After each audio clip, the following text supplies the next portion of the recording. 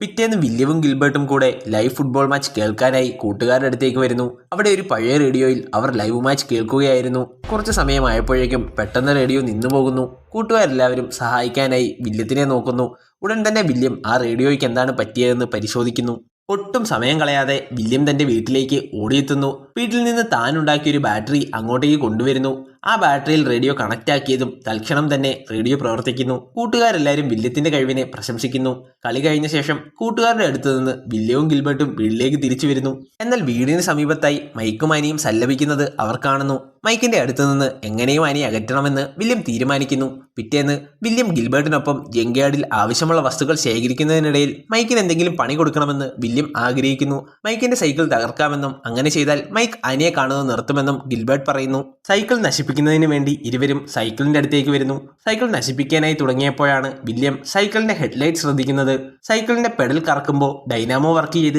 Headlight പ്രകാശിക്കുന്നതായി William കാണുന്നു. ഇത് കണ്ടതും വില്യം വളരെയധികം കൗതുകത്തോടെ അത് നോക്കി നിൽക്കുന്നു. അതിനാൽ തന്നെ അവർ സൈക്കിൾ നശിപ്പിക്കുന്ന പദ്ധതി അവിടെ ഉപേക്ഷിക്കുന്നു. അന്ന് വൈകുന്നേരം ട്രൈവലും ആഗ്നസും സംസാരിക്കുന്നത് വില്യം കേൾക്കാനിടയാകുന്നു. വില്യത്തിന്റെ സ്കൂളിങ്ങിനെ പറ്റിയാണ് അവർ സംസാരിച്ചുകൊണ്ടിരുന്നത്. വില്യം ഇവിടുത്തെ കുട്ടികളിലൂടെ അനാവശ്യമായി സമയം ചെലവഴിക്കുകയാണെന്നും അവന് നല്ല കഴിവുള്ള കുട്ടിയാണെന്നും അതിനാൽ തന്നെ അവനെ നല്ല രീതിയിൽ പഠിപ്പിക്കണമെന്നും ആഗ്നസ് പറയുന്നു. ട്രൈവലിനും ആഗ്നസിനും വിദ്യാഭ്യാസത്തിന്റെ പ്രാധാന്യം നന്നായി അറിയാമായിരുന്നു. അതിനാൽ തന്നെ അവർ സേവ് ചെയ്തിരിക്കുന്ന പൈസ മുഴുവനായി ചെലവാക്കിയിട്ടാണെങ്കിലും ഇരുവർക്കും നല്ല വിദ്യാഭ്യാസം കൊടുക്കണമെന്ന് അവർ തീരുമാനിച്ചിരുന്നു. എന്നാൽ വിളവ് മോശമായതോടെ സ്കൂൾ ഫീസ് കെട്ടാനുള്ള പൈസ പോലും അവർക്ക് സമ്പാദിക്കാനായി സാധിക്കുന്നില്ല.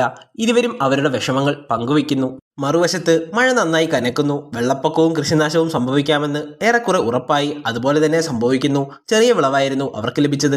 ഇനി സ്കൂളിൽ തുടർന്ന് പഠിക്കണമെങ്കിൽ ഫീസ് അടച്ചേ മതിയാകൂ എന്ന് പ്രിൻസിപ്പൽ കുട്ടികളോട് പറയുന്നു. ഫീസ് അടയ്ക്കാത്തതുകൊണ്ട് വില്യത്തിനെ സ്കൂളിൽ നിന്ന് സസ്പെൻഡ് ചെയ്യുന്നു. ട്രൈവലിന്റെ കുടുംബം പട്ടിണിയിലേക്ക് പോകുന്നു. ഇനി എന്തെങ്കിലും കൃഷി ചെയ്യണമെങ്കിൽ ഗവൺമെന്റിൽ നിന്ന് വിത്തുകൾ ലഭിക്കണം. അത്രയും കഷ്ടപ്പാടിലൂടെയാണ് അവർ കടന്നുപോയിക്കൊണ്ടിരുന്നത്. പിറ്റേന്ന് ട്രൈവൽ വില്യത്തെ കൂട്ടി നഗരത്തിലുള്ള ഒരു സുഹൃത്ത് ഡാനിയലിന്റെ അടുത്തേക്ക് പോകുന്നു. ഗവൺമെന്റിനോട് സംസാരിച്ച് ഗ്രാമത്തെ രക്ഷിക്കണമെന്ന് ട്രൈവൽ ഡാനിയലിനോട് പറയുന്നു. ഡാനിയലിന് ഗവൺമെന്റ് ആയിട്ട് നല്ല കണക്ഷൻസ് ഒക്കെ ഉണ്ട്.